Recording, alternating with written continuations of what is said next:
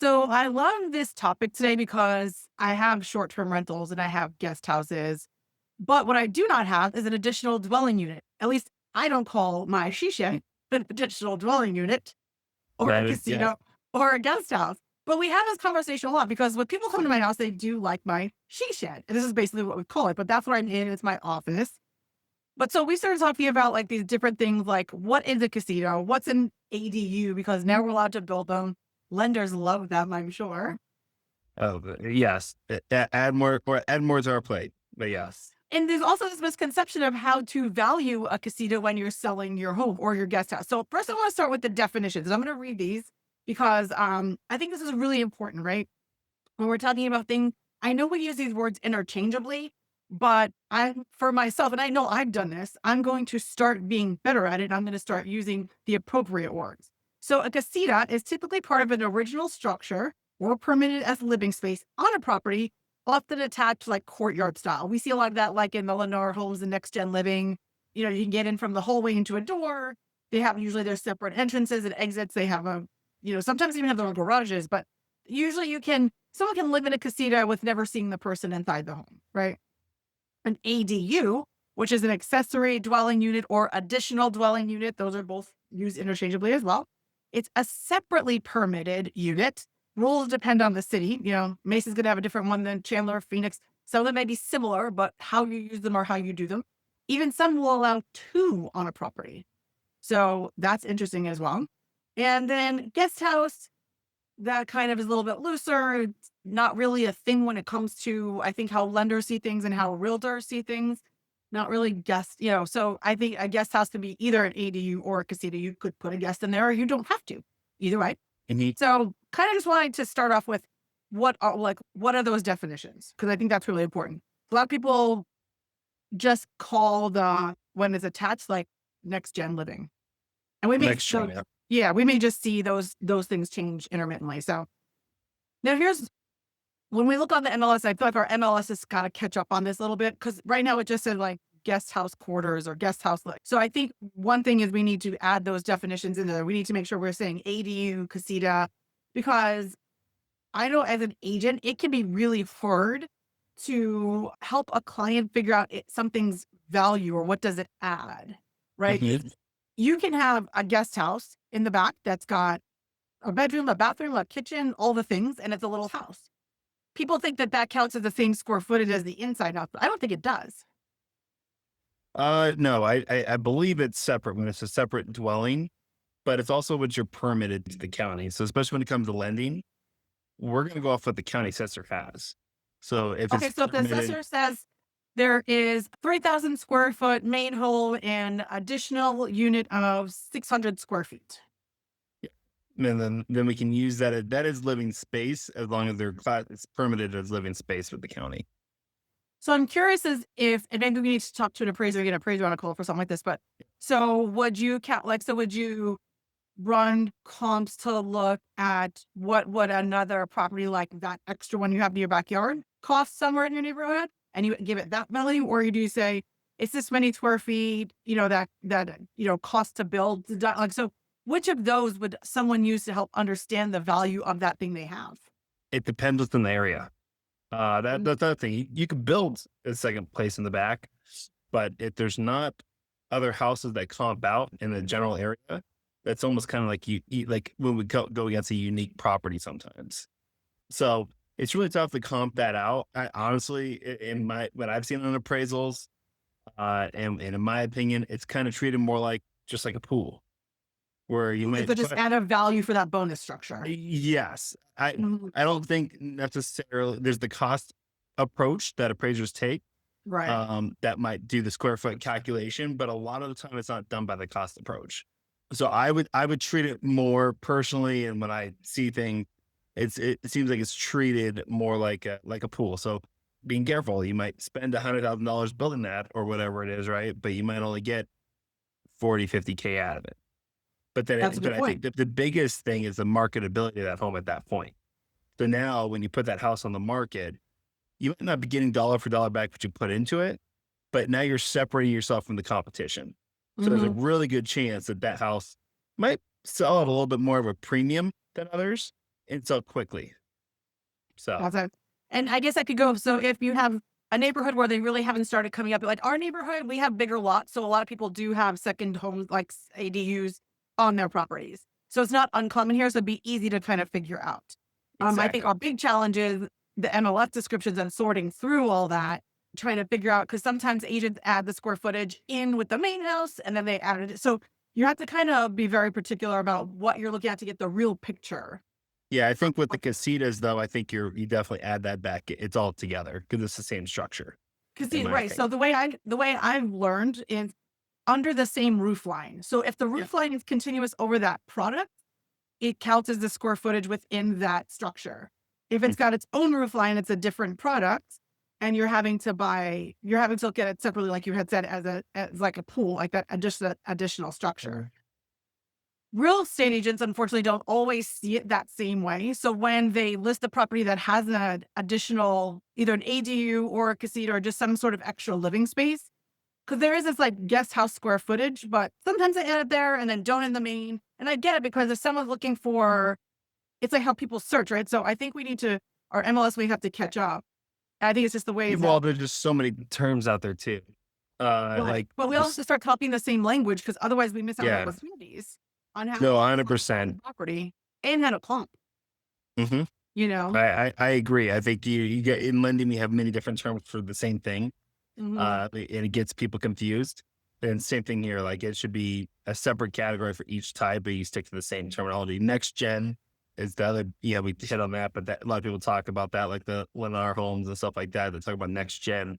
That's not necessarily an official term we use for those kind of type of dwellings Well, it also kind of makes you feel like this is just for multi-generational living versus, when it's let's talk not. about what these are used for, right? Yes, you can have extended family members who are living there, as far as like older family members, younger family members, not even Mhm. family members. You could just have people who, who live there, right? So it's Plenty of not, people VRBO, Airbnb, those. well, let's talk about that, because a lot of cities Units. don't allow for that. They say you can Yeah. have that ADU, but you are not allowed to use it as a short-term rental. You can only use it as a regular rental.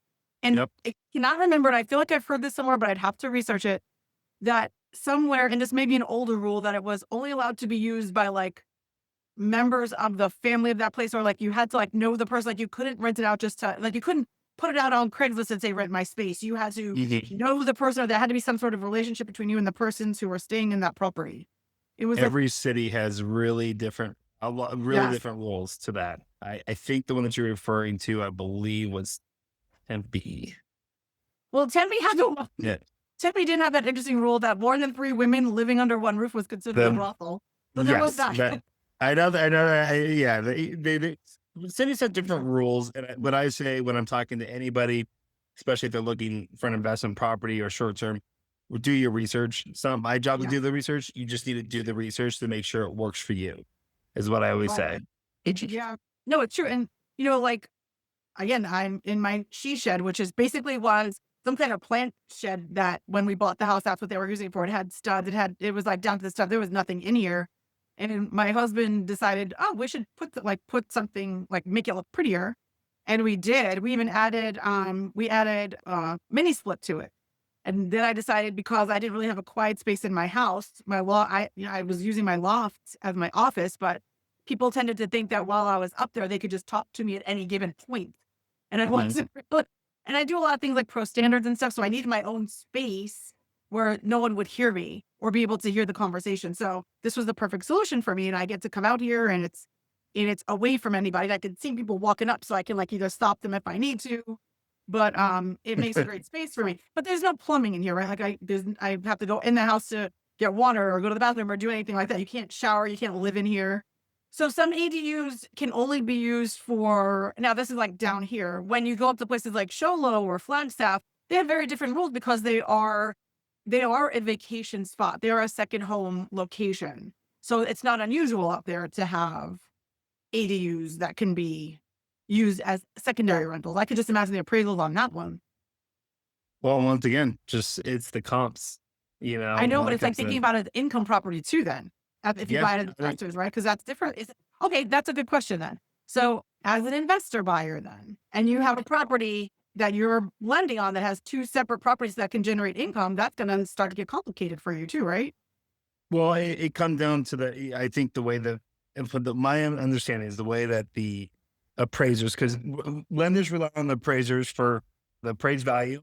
And then when we are doing a rental property using income to qualify, they Mhm. do a scheduled rent of the property or properties that they're Oh, buying, right? So to qualify for debt to income wise, we're able to use 75% of that scheduled rent, okay, monthly. And this is based on long term, not short term rentals, is okay, so what no I'm matter what, even if it's a short-term rental place, even like Sholo, you won't uh, consider. I'm not saying you like you personally. I'm just saying you as in you're representing your whole industry right now.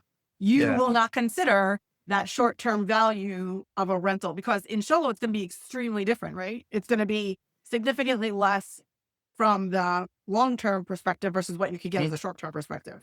I always tell people there's two types of income. There's qualifying income and there's income you actually make. When it comes to our guidelines, it's about stability of income. Mm. Okay. And so that's why when they do that scheduled rent, they are going off the long term rentals. What is the rental market for if you did a 12-month, 24-month rental? What is that market giving you? So that's in the eyes of the investors, in the eyes of the guidelines, that's the most stable way to calculate that income. So that's why, because they're projecting out. You don't necessarily coming in with a lease agreement saying, here you go. If you came in with a Mm. lease agreement, it still have to be that 12 month. Like they're not going to take a 3 month, because once again, okay, after you rent it up 3 months, where's the income coming? Are you going to rent it out again? Are you going to move into it? There's all these questions that come up. So that's the most stable way for them to calculate income. So that's why, once again, income you make, qualifying income, two Okay, so different then things. let's talk about what if it's your primary residence? I love all these fun things.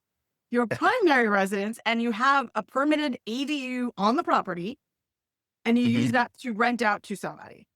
So, Yeah. as a lender, how are you seeing, well, okay, this is primary. And then different if there's a casita attached for you. Like, how do you see all these different things? Because these are lots of different pieces that potentially come into play.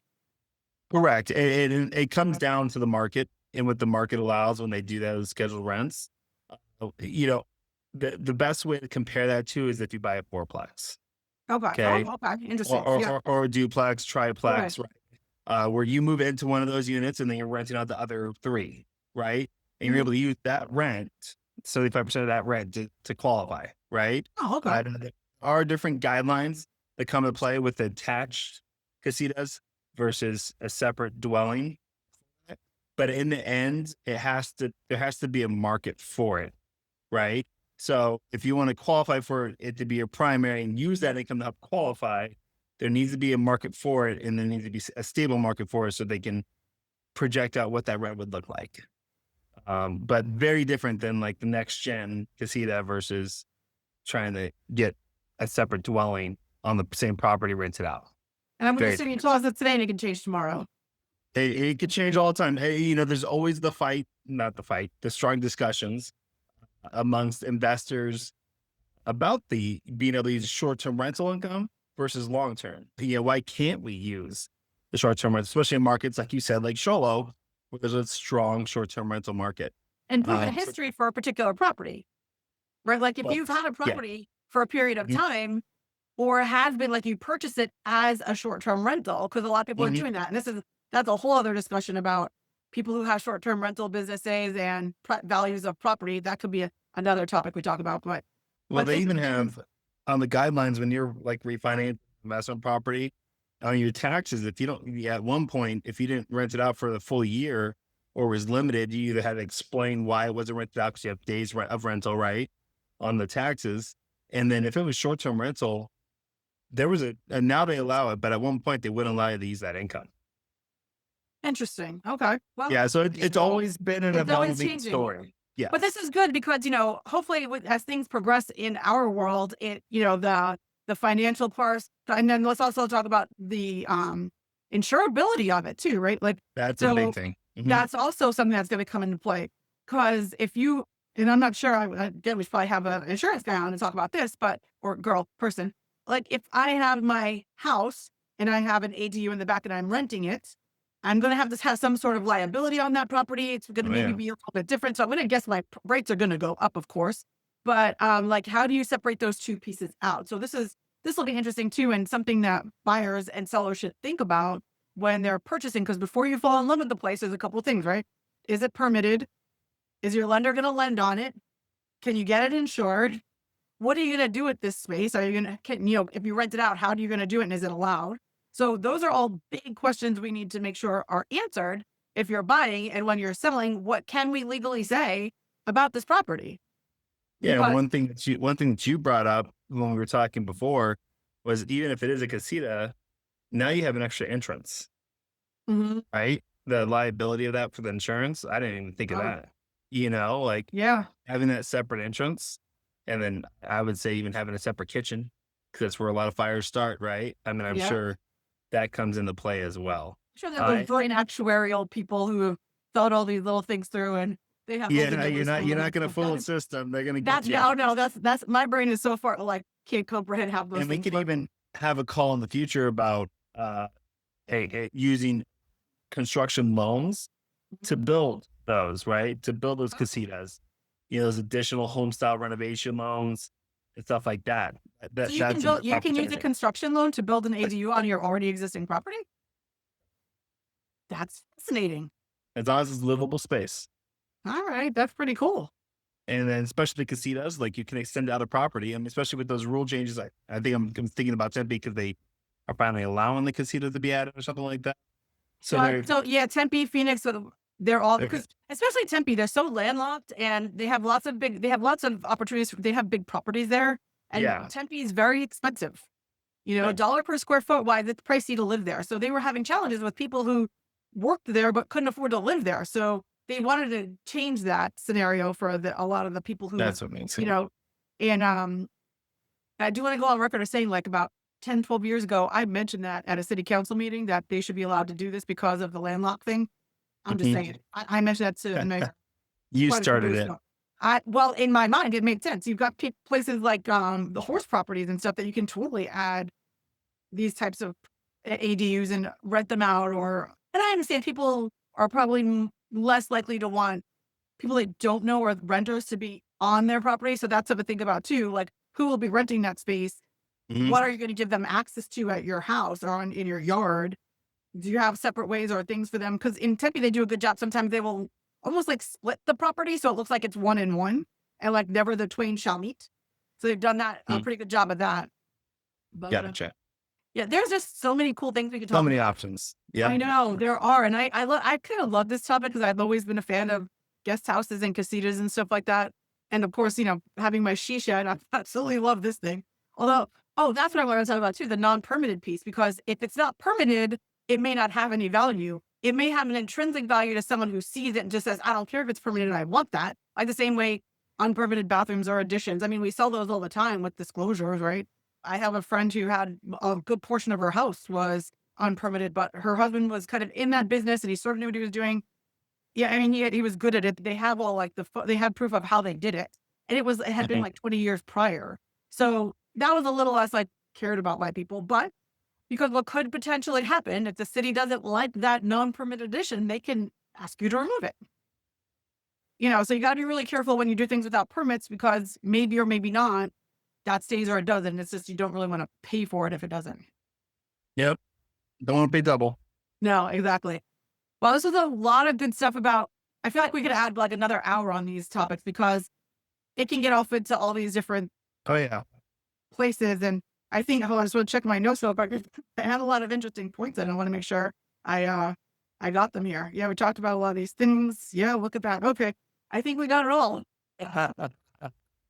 Well, You're thank you for organized. having a good time. Bill's hanging out in nice, lovely weather, I'm sure. It's a little cold. A little cold. Okay. A little A cold. chilly place. Yeah. Yeah. No. Sad. I hate snow. That's why I didn't buy a pine top because you can get snow there. Jell-O's much milder. I like it better there. Yeah. All right. Well, thank you, and I'll see you soon. See you next time.